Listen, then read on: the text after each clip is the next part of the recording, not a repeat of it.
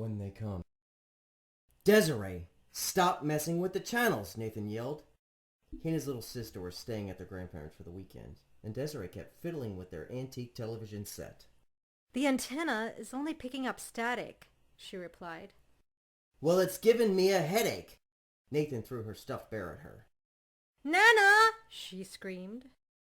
The grandmother stormed into the room. Okay, you two. Time for bed. They both ran to the guest room and soon fell asleep.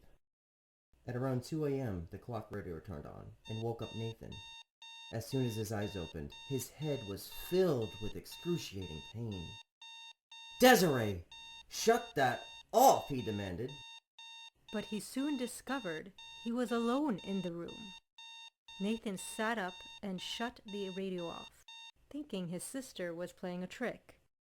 He got out of bed and checked the hallway, but no one was there. Maybe she went to Nana and Papa's room, he thought, and crept down the hall to check. The room was empty, but he did find Desiree's pajamas folded neatly on the bed. Nathan got worried and searched the entire house.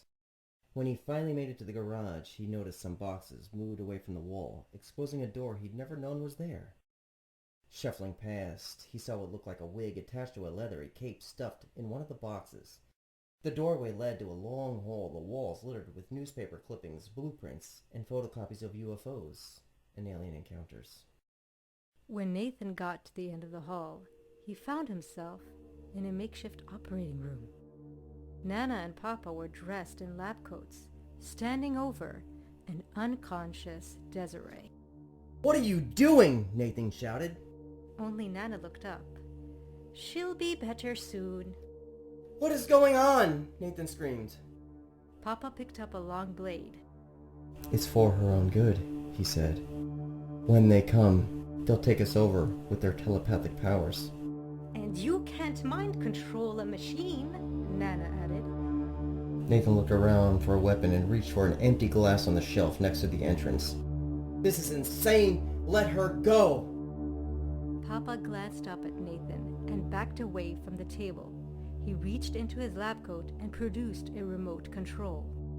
Nana mentioned the radio waves were interfering with their antenna, he said, clicking down on the remote. Radio static blared through the built-in speakers on the ceiling. Nathan collapsed to his knees, and a shooting pain took over his head. "This isn't possible," he cried. We saved all your parts from before your operation, Nana said. We have them in boxes in the garage. The static grew louder, and the screaming pain in Nathan's head increased. He opened his eyes to see the glass he was holding shattered on the floor.